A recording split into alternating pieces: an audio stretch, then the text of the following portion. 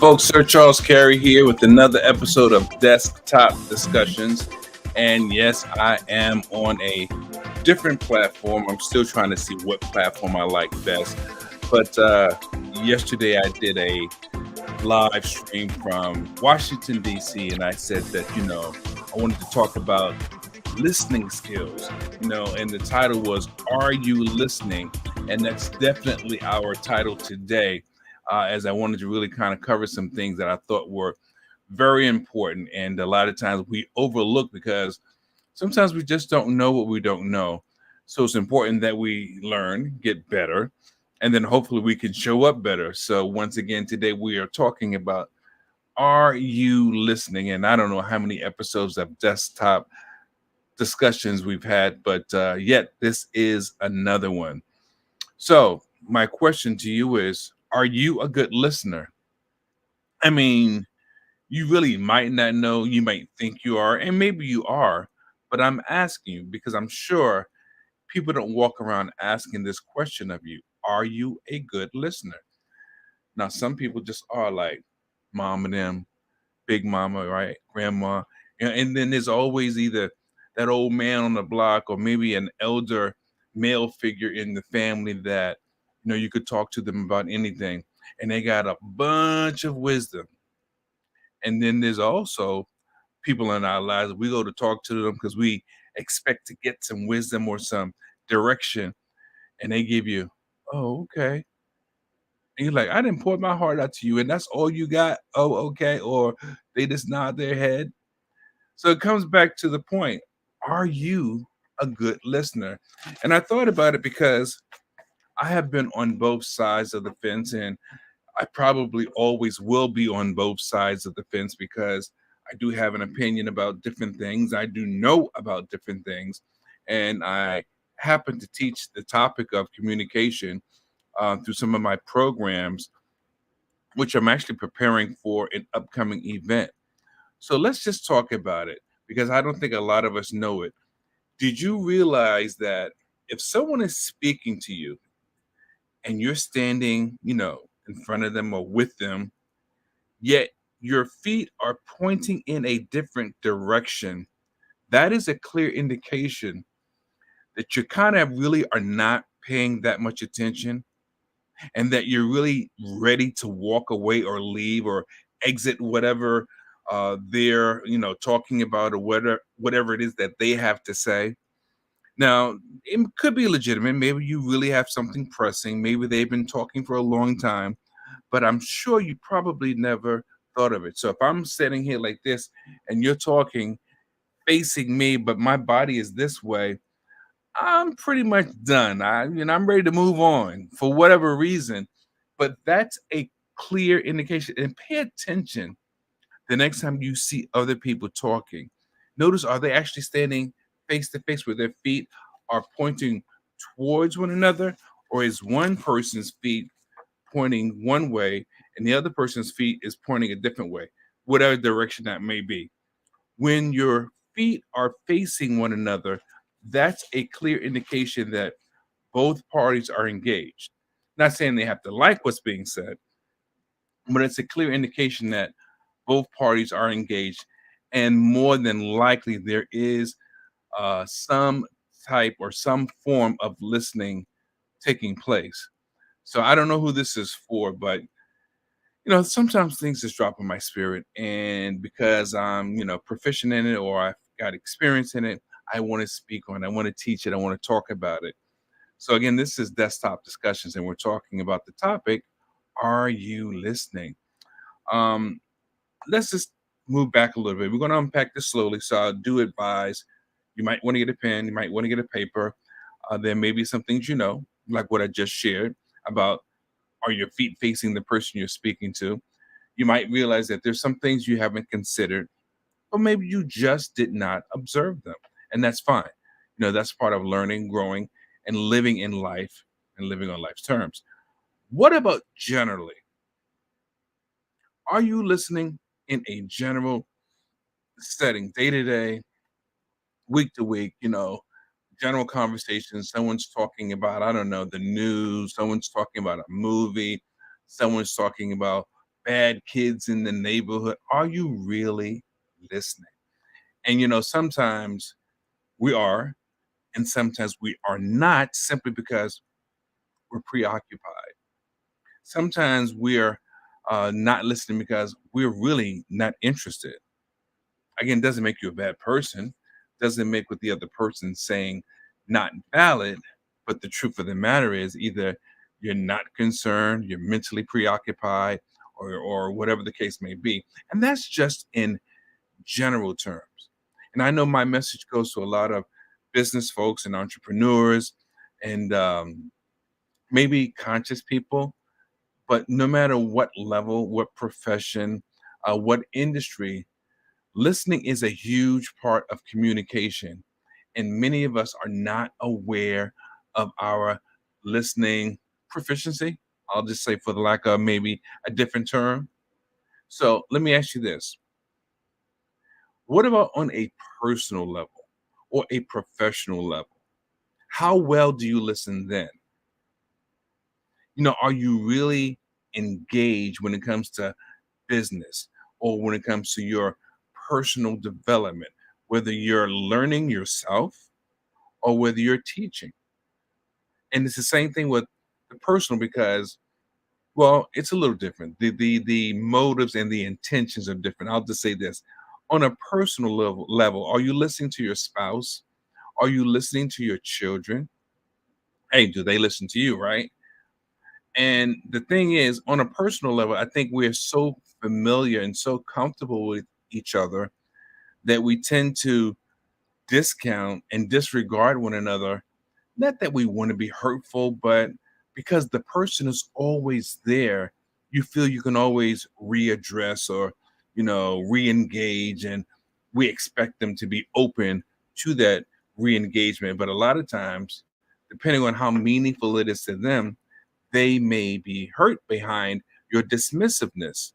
And because you may be dismissive, when you want to re-engage, they may have some fire for you. I'm just telling you like it is, because I've been that person, and I've been on the other end of what that person feels like. So you have to re-engage very carefully and very sincerely, if you will. Yet, when it comes to the professional side, are you listening so that you can learn? Are you really listening so that you can really build up your cachet of whatever area your expertise is? You see, that's really huge, and a lot of people don't realize that either. Sometimes they think they have the answers, they know. So even though they're maybe in a learning setting, they still don't get the full advantage. Why? Because they think they know already. I remember having mentors and teachers and coaches that were younger than me, and I knew that they were younger, but I decided, regardless to them being younger than me, and regardless of how much younger they were than me, they were the ones that were given the session. So obviously there was something that I needed to learn, or find out if I needed to learn it. Sometimes it doesn't pay to walk around thinking that you're smarter. That doesn't mean that you're thinking less of yourself. It just means that you realize that there may be a different angle or different perspective that you need to hold on to, that you need to take and put into your arsenal, so that the next time you're conducting business, outside of being trained, you have more ammunition to be more valuable. And a lot of people don't realize that. I love these topics. So if you have any questions, any comments, you agree, you disagree, please, by all means, put it on the feed. Please like and share if you're checking this out on YouTube. If you're watching this on social media, same thing, like and share. Add your comments or add your questions. What are your differences? Another thing, some people have different learning paces or rates. You see, you ever go to one of those classes back in high school, like, right? And the teacher's moving so fast because their curriculum, they have to teach so many things. A lot of times they don't pace themselves, or because the curriculum is so vast, they have to teach everything so they can move on to the next lesson the next day. And if you're a gradual learner, Like me, I digest things very slowly depending on the topic. These topics that I'm speaking on, well, I'm all over it. But if it's math, calculus, certain things like that, I may need to go over it a couple times before I get it. So what I'm trying to say is that even in a professional setting, if you've got a coach or mentor, sometimes you may need to hear that thing or study that thing, whatever the process is, whatever the nuances are, more than other people. And as it relates to technology, forget about it. I'm really trying to dot my I's and cross my T's. And the truth of the matter is, like I've said before, I'm not always good at it. Now, I like it. I'm interested in it. I do have a lot of gear, and I got this outside noise, so I apologize. I got a lot of gear, and I kind of stay up on best practices, but just because I stay up on it doesn't make me an expert. So my point is, are you really listening? And if you're a slower learner, you digest things slower, it does not mean that you're not listening.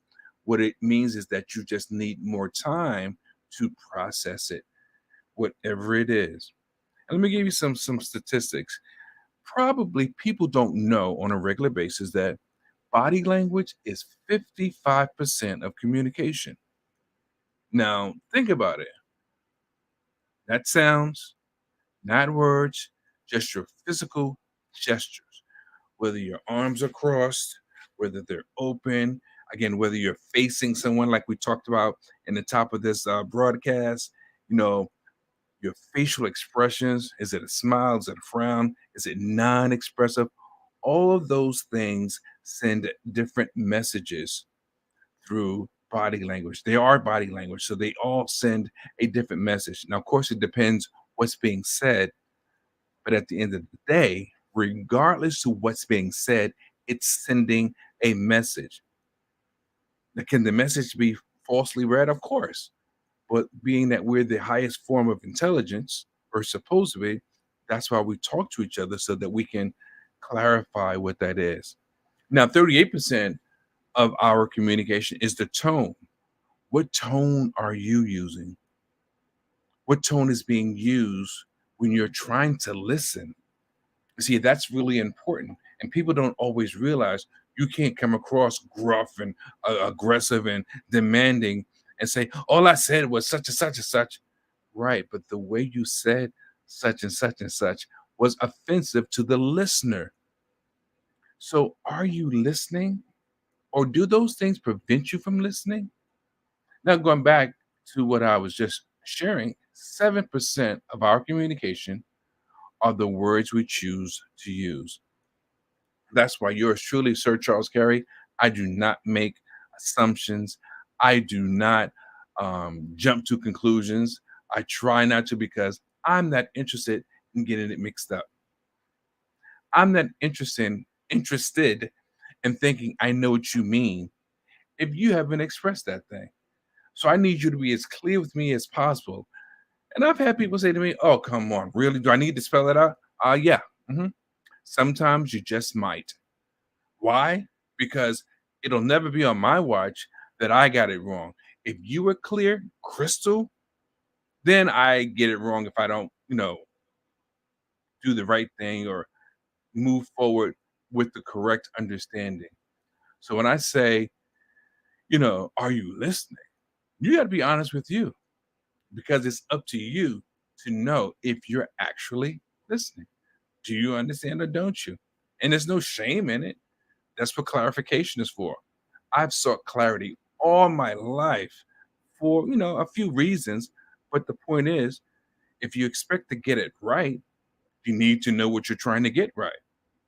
So then again, just as a recap, 7% of our communication is the words we use, 38% of our communication is the tone that we use, and 55% of our communication is the body language. And that is really very, very important. Now, this last part, some of you may or may not like it, but I'm going to share it anyway because I know that it's important. I know that it's impactful and I know that it's real. But many of us, we're living our lives so fast paced and we're so busy, we don't even consider, can that be true? Is that true? Is that something I've been overlooking or looking at? And it's the spiritual aspect. Are you listening from a spiritual perspective? Are you really? Just gonna put some information in here as I speak with you. Um, if you aren't, it's important that you consider how things have come to be. Why do certain things happen on your watch? And I'm talking outside of your general day-to-day conversations, and maybe in some cases, in addition to your day-to-day general conversations, and maybe sometimes even as it relates to your business. You have to really consider, you know, does the spiritual component have anything whatsoever to do, excuse me, with, you know, your life, your business, your personal life? And I truly believe it, although sometimes it's like exercising. It's a muscle you have to work on, but many people don't want to do the work, like me. I'm at a point in my life where I can afford to lose a few pounds. I don't feel like doing the work a lot of times, but it's better to do something than nothing at all. Whether it's the water I drink, the food I eat, the exercise I occasionally do, or doing all of the above. So when it comes to your spiritual walk, I say again, are you listening? Sometimes people are just not well versed, and I think because of the age and the stage in life they don't want to take the time to learn more. And I get that. I really get, and why I get it is because learning seemingly is a lot easier when you're younger. But when you're excited, when you're passionate about something, it's easier to digest anything. I don't care what the subject is, what the topic is. Um, it's easier to digest it. But some people are not believers.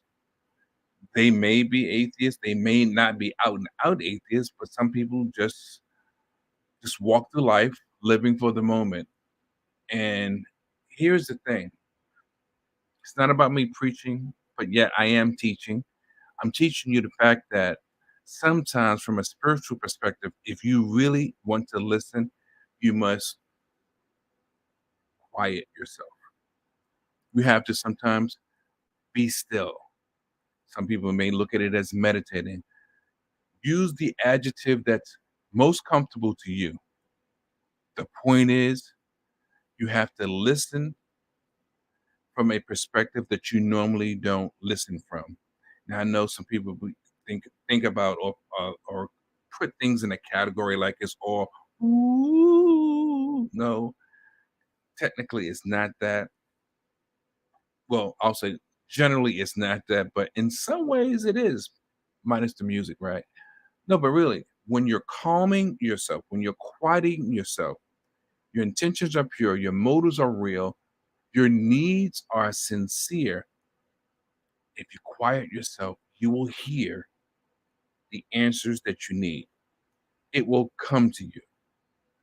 Now, some people may feel, oh, it's going to come to me anyway.